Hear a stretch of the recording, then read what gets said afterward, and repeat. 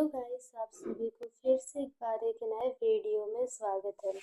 तो गाइस, आज से हम लोग कक्षा 8वीं अध्याय 13 जिसका नाम है गाइस प्रकाश, तो ये शुरुआत करेंगे। तो गाइस, इस अध्याय में हम लोग ये पढ़ने वाले हैं कि कोई भी वस्तु को गाइस हम लोग प्रकाश की सहायता से किस प्रकार देखते हैं। गाइस, परावर्तन का नियम क्या है, समतल दर्पण द्वारा परावर्तन का क्या क्या विशेषताएं है। तो गाइस, इस पूरे अध्याय में हम लोग यही पढ़ेंगे। तो चलिए गाइस, आज की क्लास को शुरू करते हैं। तो देखिए गाइस, इस अध्याय में सबसे पहले हमें ये बताया गया है कि गाइस कोई भी अगर वस्तु है तो उसके लिए गाइस उसको देखने के लिए हमें दो चीज़ों का जरूरत पड़ता है। जैसे मान लेते हैं गाइस ये वस्तु है, तो गाइस हम लोग इस वस्तु को अपने आंखों से देख पाए तो इसके लिए गाइस हमें दो चीज जरूरत होगा। एक पहला तो चीज गाइस ये है दृष्टि, कि गाइस हम लोग किसी भी वस्तु को क्लियरली देख पाते हैं तो वो, और गाइस दूसरा चीज है प्रकाश। बिना प्रकाश का गाइस हम लोग किसी भी वस्तु को देख नहीं पाते हैं। तो गाइस कोई भी वस्तु को हम लोग प्रकाश की सहायता से कैसे देखते हैं, देखिए। तो गाइस ये मान लेते हैं कोई भी वस्तु है, तो इस पर गाइस क्या होता है, प्रकाश आपतित होगा, फिर गाइस ये प्रकाश परावर्तित हो जाएगा, और गाइस ये परावर्तित प्रकाश ही हमारे आंखों तक पहुंचेगा और गाइस हमें ये वस्तु दिखाई देने लगता है। तो गाइस इससे ये पता चलता है बिना प्रकाश का हम लोग किसी भी वस्तु को देख नहीं पाते हैं। जैसे गाइस एग्जाम्पल के लिए, अगर हम लोग किसी भी अंधेरे कमरे में घुसते हैं तो उस स्थिति में गाइस हमें कुछ दिखाई नहीं देता है। पर वही गाइस अगर हम लोग उस कमरे का लाइट ऑन कर देते हैं तो गाइस उस स्थिति में उस कमरे में रखा सभी वस्तुएं हमें इजीली दिखाई देने लगता है। तो गाइस अगर आपसे ये पूछा जाए वो क्या है जो किसी भी वस्तु को दृश्यमान बनाता है, देखने योग्य बनाता है, तो गाइस वो है प्रकाश। तो गाइस प्रकाश का बहुत सारे सोर्स होते हैं, सोर्स मतलब गाइस स्रोत। तो प्रकाश का स्रोत, तो गाइस प्रकाश का स्रोत में आ जाएगा सूर्य, फिर गाइस लाइट हो जाएगा, टॉर्च हो जाएगा, तो ये सब प्रकाश का स्रोत है। बल्ब हो जाएगा, और गाइस स्रोत का मतलब जहां से गाइस हमें प्रकाश मिलता है तो उसको हम लोग प्रकाश का स्रोत कहते हैं। फिर गाइस आता है परावर्तन के नियम। तो गाइस जो परावर्तन का नियम है तो उसमें गाइस हमें दो नियम पढ़ने को मिलता है। तो पहला नियम तो गाइस ये बताता है, तो सबसे पहले हम लोग गाइस ड्राइंग को समझते हैं। तो देखिए ये गाइस मान लेते हैं कोई भी दर्पण है, और गाइस इसका नीचे वाला सतह पॉलिश किया हुआ नहीं है और ऊपर गाइस ऊपर का जो सतह है वो पॉलिश किया हुआ है। तो गाइस पॉलिश किया हुआ है तो इस कारण ऊपर का सतह चिकना रहेगा। तो देखिए यहाँ पर मान लेते हैं कोई भी किरण, प्रकाश का किरण आपतित हुआ, फिर गाइस ये परावर्तित हो जाएगा। तो देखिए इसको हम लोग आपतित किरण कहेंगे।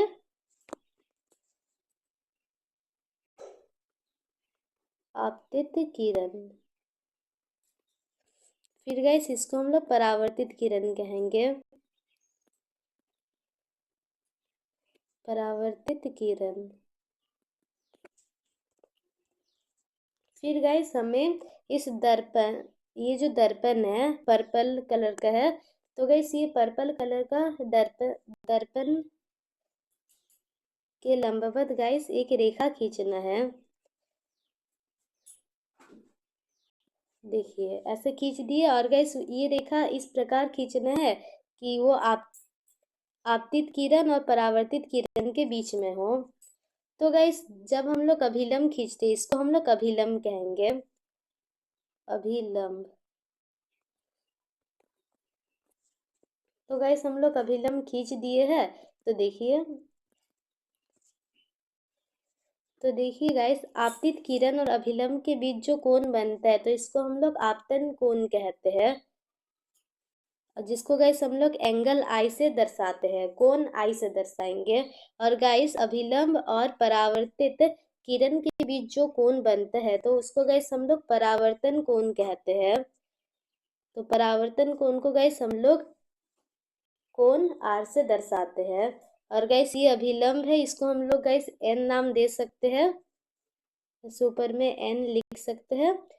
और गैस देखिए इस अभिलंब, तो गैस इस बिंदु पर ये जो अभिलंब है, कलर चेंज कर देते हैं, तो देखिए गैस ग्रीन कलर के एक बिंदु बनाया गया जहां पर गैस अभिलंब, आपतित किरण, परावर्तित किरण सभी एक ही बिंदु पर मिल रहा है। तो गैस इस बिंदु को हम लोग आपतन कोण कहते हैं, आपतन कोण। तो गैस प्रकाश का पहला नियम ये बताता है, जो गैस आपतन आपतन बिंदु कहते हैं इसको, आपतन बिंदु, आपतन बिंदु। तो गैस तो प्रकाश का पहला नियम ये बताता है आपतन कोण मतलब एंगल आई बराबर होता है परावर्तन कोण के, कोण आर के। तो इसको हम लोग कैसे लिख सकते हैं, एंगल आई बराबर में एंगल आर, कोण आई बराबर में कोण आर। और गैस परावर्तन का दूसरा नियम है, देखिए यहाँ पर, तो गैस यहाँ पर जो पृष्ठ है तो इसको उल्टा बना दिया गया है, बिना पॉलिश वाले पृष्ठ को ऊपर बनाया गया है और नीचे में गैस पॉलिश किया हुआ पृष्ठ है। फिर गैस देखिए यहाँ से जो किरण है तो वो आपतित हो रहा है, फिर गैस यहाँ से परावर्तित हो जा रहा है। और गैस हम लोग कोण आई को हम लोग केवल आई भी लिख सकते हैं और कोण आर को उसी प्रकार केवल आर भी लिख सकते हैं। तो देखिए गैस परावर्तन का पहला नियम तो है कोण आई बराबर में कोण आर होता है। और गैस परावर्तन का दूसरा नियम है आपतित किरण, परावर्तित किरण और गैस आपतन बिंदु पर अभिलंब सभी एक ही तल में स्थित होते हैं। देखिए ये एक ही सतह है, यहाँ यहीं पर गैस आपतित किरण भी जा रहा है, फिर गैस यहीं से होता हुआ परावर्तित किरण भी आ रहा है और गैस यहीं पर अभिलंब भी है। तो गैस ये सब एक ही प्लेन में स्थित होते हैं, एक ही सतह पर, देखिए एक ही तल में स्थित है। तो गैस इसको हम लोग तल भी कह सकते हैं, सतह भी कह सकते हैं, पृष्ठ भी कह सकते हैं, पृष्ठ। फिर सतह का स्पेलिंग ऐसे होता है और तल का स्पेलिंग है त और ल, तल। तो देखिए गाइस यहाँ पर लिखा हुआ है,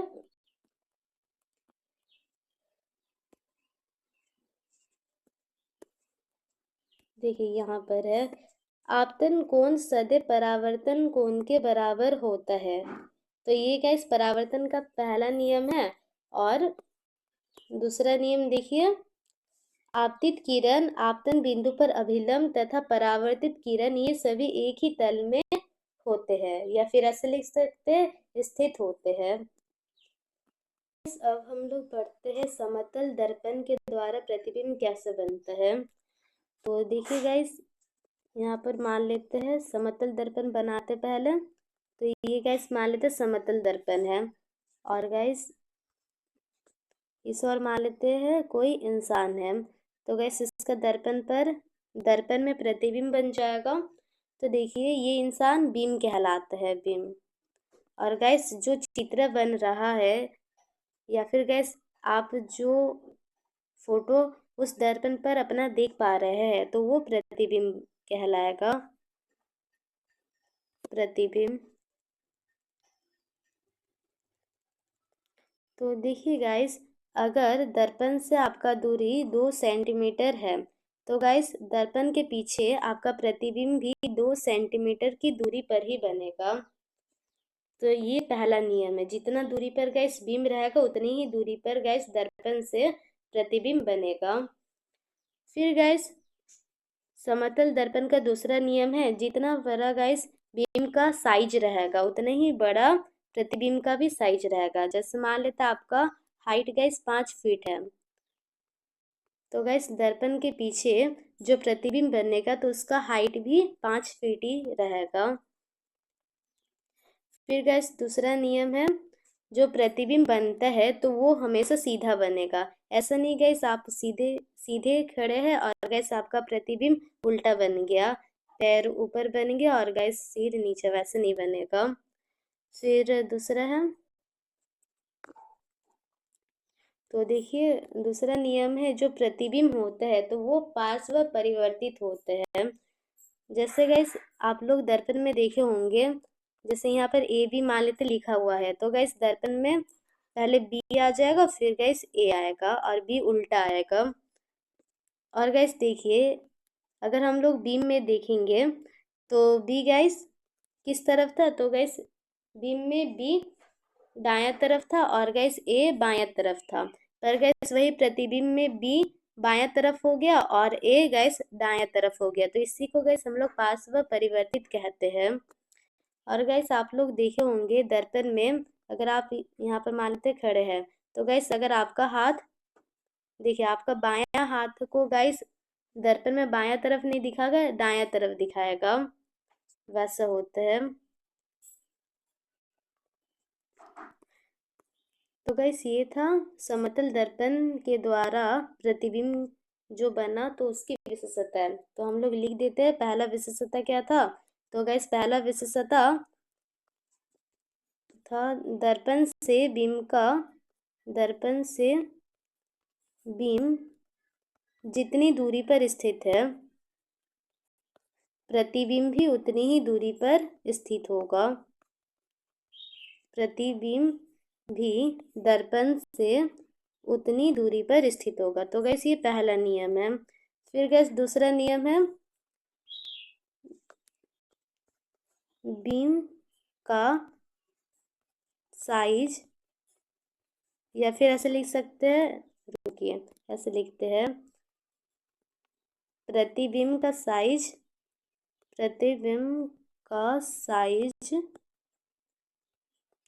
बीम के बराबर होता है,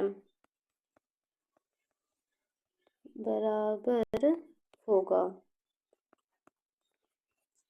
तो ये भी हो गया। फिर गाइस प्रतिबिंब सीधा तथा आभासी बनता है, आभासी बनता है। तो गैस आभासी मतलब जो प्रतिबिंब बन रहा है तो गैस वो दर्पण के भीतर बन रहा है, तो इस कारण उसको हम लोग आभासी कहेंगे।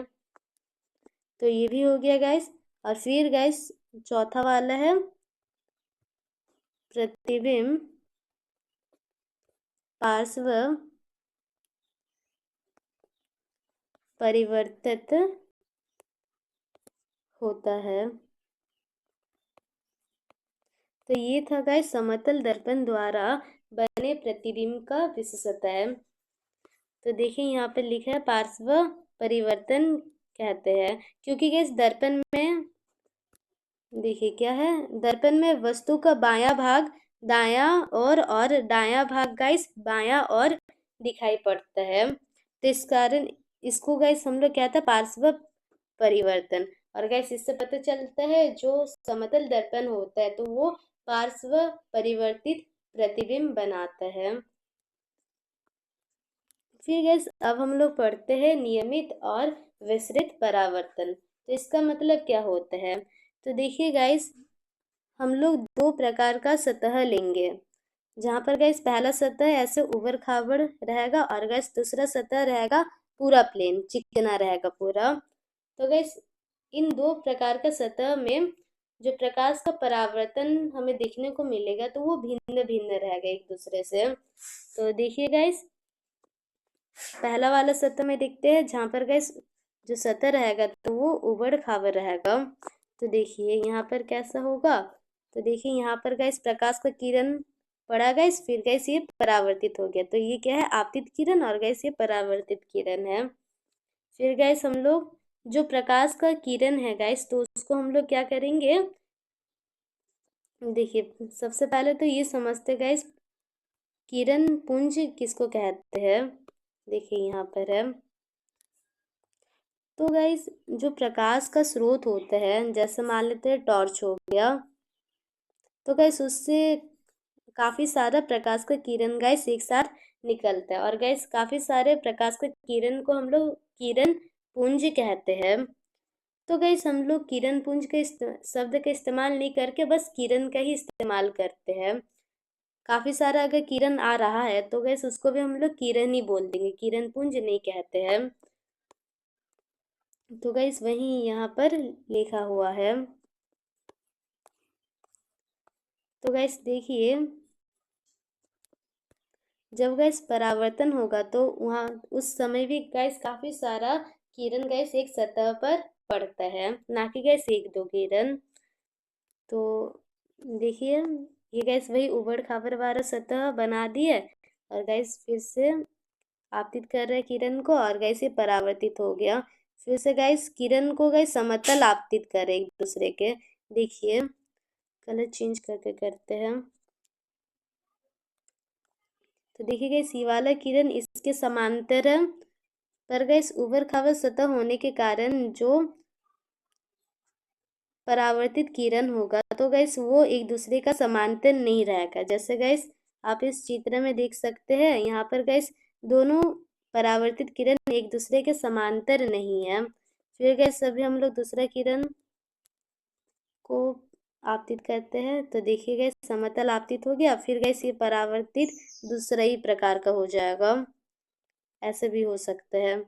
तो देखिए यहाँ पर जैसे ये गैस आपतित किरण है, फिर गैस यहाँ से ये परावर्तित हो गया। तो देखिए गैस जो आपतित किरण है तो वो सभी आपतित किरण गैस एक दूसरे के समांतर है। पर गैस ये ब्लू कलर का जब हम लोग परावर्तित किरण को देखते हैं तो गैस इसमें से कोई भी एक दूसरे का समांतर नहीं है।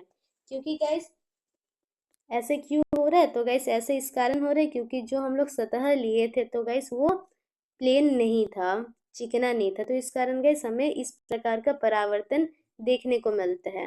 पर गैस इस प्रकार का परावर्तन में भी हमें ये देखने को मिलेगा, जैसे देखिए ये उबड़ खाबड़ वाला सतह बना दिए, फिर गैस यहाँ पर दो किरण बनाते हैं।